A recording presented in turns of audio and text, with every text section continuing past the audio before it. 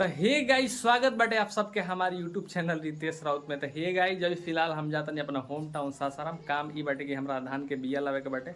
हमनी देर अब सबके धीरे धीरे मतलब बिया डलाता धान के। तो फिलहाल हम भी जाता नहीं धान के बिया लावे खातिर। धान के बिया लावे खातिर तो हमरा जाए के पड़ी अपन होम टाउन सासाराम।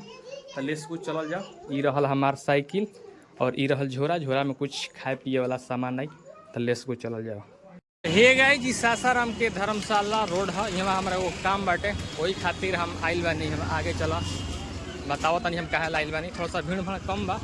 वैसे तो जनरली बहुत ज़्यादा यहाँ भीड़ होला, लेकिन फिलहाल बहुत कम भीड़ बाटे अभी फिलहाल। धर्मशाला पर हमारा ये काम रहे। हमारा टर्च कुछ खराब हो गई, यहाँ से लेके गई रहनी। बहुत बढ़िया इंसान है, हमारा टर्च मिली। बहुत बढ़िया, दिल के भी बहुत मस्त आदमी। हम यहाँ से हमेशा टर्च जो भी लाइट वाइट होके लेकर जाई ना। तो फिलहाल वही दो टर्च लाइटिंग खराब हो गए। तो फिलहाल रिपेयरिंग होता। अब देखा कहाँ का फॉल्ट बाटे। फाइनली हमारा टर्च बन गए, तो बहुत बहुत धन्यवाद। चलता नहीं तो फाइनली टर्च बन गई। चलो जाओ, काफ़ी ज़्यादा समय थोड़ा आधा घंटा डिले हो गए। अभी आई थोड़ा धूप रहा है, अभी देख सकते हो थोड़ा शाम ज़्यादा हो गई बा।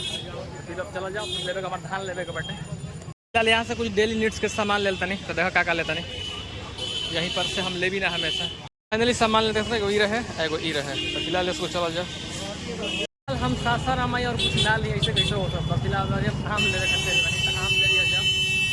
तो फिलहाल यहीं पर आम मिली। अभी हम सासाराम आई तो सोनू भाई के पास ले भी ना आम। देख सकते सोनू भाई के ठेला रहा।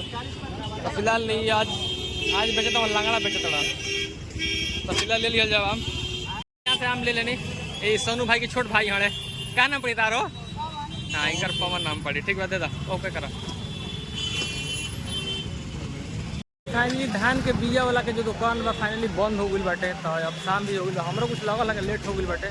तो फिलहाल अब जाते नहीं अपना घर। कल आवल जाई 10 बजे धान के बिया लेवे खातिर। तो लेस को चलल जाओ। सुबह के आई थिंक 7 बजे तटे। तभी फिलहाल हम आइल बानी अपना किचन गार्डन में बानी। देख सकता ई रहल हमार किचन गार्डन। थोड़ा सा खाली खाली लगा था। और पीछे रीजन बा के जो पहले के सब्जी रहे कबाड़ दिले बनी सब। अब नया सब्जी रोपे के प्लान बनता। तो उहे हम लिस्ट है देख सकता यहाँ पूर्जी ले लो नहीं। मम्मी हमार बताइए इसके हम बहुत ज़्यादा भूला कर का सब्जी रोपाई। अब भैया साल भर के खेती है तो बड़ा बड़ा केयरिंग से लेके चले के पड़ी ना। तो फिलहाल हाँ मम्मी आवा। मम्मी के जो हमारा दिमाग बा ना, मैंने काफ़ी एकदम एक्टिव, मतलब हर काम हम मम्मी से पूछ के करी ना। मम्मी जो जो बताई सब्जी वो हम लिख लेता नहीं, ताकि कोनो सब्जी छूटे मत। तो फिलहाल देख सकता ई रहल पुरजी, आई रहल पेन। हाँ मम्मी आवा बतावा कौन कौन सब्जी आई। तो फिलहाल स्टार्ट करता नहीं। हे गाइस, फाइनली देख सकता ई लिस्ट बन गई। लिस्ट चलत लोग नाम बताया तानी। मक्या लेवे के बटे 300 ग्राम, लौका, नेनुआ, करैली में 2 गो लेवे के बटे। एगो गरुअनवा होला। आ भिंडी, बोदी, खीरा, साग। तो ये लगभग कितना 5 दिन मतलब 8-9 गो आइटम बाटे। स्पेस देख सकता लगभग आई थिंक कितना 1 कट्ठा लगभग होगी। तो हमने यही में सब कुछ सब्जी रोप देवे निसन। तो फिलहाल लेस को चल जाओ। एक खातिर जाए पड़े हमारा होम टाउन सासाराम। तो लेस को चल जाओ। तो हे गाइस, जब फिलहाल हम जाता नहीं सासाराम है सब्जी के बिया लगे के बटे। धान के बिया लगे के बटे। जो कल हम गई तो कल दुकान बंद हो गई। तो आज शायद मिली। तो लेस को चल जाओ। तो हे गाइस, फाइनली धूप काफ़ी ज़्यादा हो गई। आप देख सकते गमछी लेता नहीं, उसके बारे में थोड़ा लेट सेट हो गई। तो फिलहाल लेस गो ही रहल हमार साइकिल। तो चल जाए। इनकर दुकान हटे, बहुत बढ़िया इंसान और बहुत बढ़िया क्वालिटी के यहाँ पर बीज मिलेला। यदि सासाराम से बढ़ा जा या सासाराम के आसपास से बढ़ा जा तो भाई के दुकान पे आवा जा। दुकान के नाम भी है हिंदुस्तान फर्टिलाइजर पड़ी। हाँ, हिंदुस्तान फर्टिलाइजर ही पड़ी। सासाराम छोकनवा मार्केट में पड़ी, जो सब्जी मंडी था ना वहीं पर। तो फिलहाल हम लिस्टवा निकाल ली जो जो सब्जी लेवे के बैठे। तो फिलहाल ई रहल देख सकता ऐसे लिखवा के। हम तनी भुलक्का टाइप के आदमी हैं, थोड़ा सा भुला जानी। पहले बाटे मक्या। फिलहाल भैया कहते हैं मक्या है नहीं है। तो और देखो दूसरा सब्जी मिल जाए शायद। फिलहाल पहले तो मक्या बा, लेकिन भैया के दुकान में मक्या नहीं है। लौका दे दबा दोस्त। तो फिलहाल लौका हो गई। भाई बने कहता ना कि बड़ा तू रंग बिरंगी ले तड़ा बीज। तब गाइस ये देख सकता सही रंग बिरंग बल्ले बटे। पियर बा, लाल बा, उजर बा, करिया बटे। फिलहाल रंग बिरंग लागत भी बटे। तो फाइनली हम सारा बिया ले लेनी। एगो बिया जो ना मिलल मक्या के। तो भे कहाँ मिली बेके मक्या वाला बगल के दुकान पे मिली। कोनो बढ़िया क्वालिटी के कोनो दाम बतावा तब ना कहूँगा से। अच्छा, बढ़िया क्वालिटी के। तो फिलहाल यहाँ पर मक्या मिल जाए। फिलहाल भैया कर तड़े ये मक्या हटे।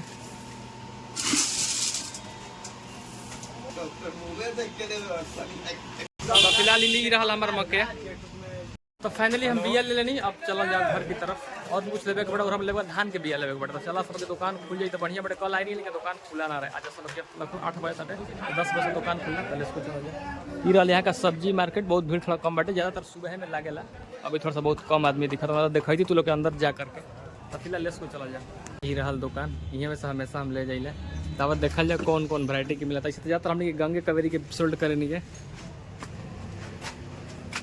ई रहल गंगे कावेरी ना, ई वाला रहल। ई वाला जो धान बा हमारा गाँव में ज़्यादातर ये लोग डालेला, एक मतलब डिमांड बाटे हमारा गाँव में। बाकी बहुत सारा वैरायटी के बाटे। और कौन बाजी एगो ई बाटे, बहुत सारा सीड्स बाटे अपन मन के सहारा बाटे।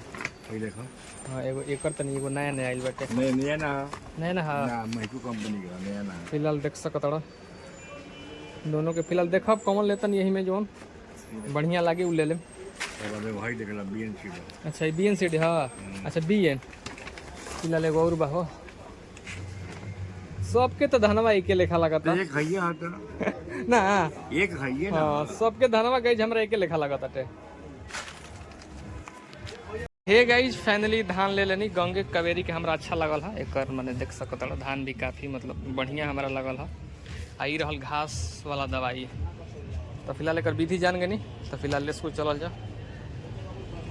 फाइनली बिया साइकिल पे बांध लेनी। तो अब लेस को चलल जाओ। अब कुछ नहीं खेले के फाइनली हमारा सारा सामान लिया गया। तो लेस को चलल जाओ। काफ़ी ज़्यादा धूप हो गया, हवा बस खराब है, बहुत ज़्यादा गर्मी होता हम नहीं दे रहे यार। गाइज फाइनली हम सासाराम से अपना घरे आ चुकल बानी, बहुत ज़्यादा गर्मी होता। फिलहाल ई रहल हमारा। अब एकरा के फुला दिहल जा। तो उतार के लेके चलो जा, गमला में एकरा के डाल दिहल जा। हे गाइज फाइनली ई रहल बर्तन, यही बर्तन में फूली और ई रहल धान। तो चल के डालल जा, देखल जा से 8 जाई तो ठीक है, मतलब 10 किलो बाटे, 10 किलो से बाकी 8 जाई। हे गाइज फाइनली जो धान बाटे गमला में हो गई, देख सकता अपने धान बा। तो फिर पानी डाल दिहल जा। ई रहल पानी। पानी से लगभग कहता ना 24 घंटा मतलब खुली यही में, आ ओकरा बाद फिर खेत में जाई। फिलहाल धान देख सकता काफ़ी मतलब हमारा बढ़िया लगल, बहुत सारा वैरायटी के। ई वाला हमारा थोड़ा सा अच्छा लगल, मैंने गोटा गोटा बाटे। ये गाइज फाइनली हमारा धान बाटे जो देख सकता गमला में पानी मेरे डुबा दिले बानी। आई अभी 24 घंटा आई थिंक, हाँ 24 घंटा ई फूली। आज 24 घंटा बाद ई जो बीड़ा वाला खेत बाटे ई ओ में डाला जाए। तो फाइनली हम ब्लॉग को एंड करता नहीं। आई होप कि वीडियो अच्छा लगा लो कि। तो जल्द ही एगो नेक्स्ट वीडियो मिल जाए। तब तक खुश रहिए, मस्त रहिए। आप सभी को हमारी तरफ से राधे राधे।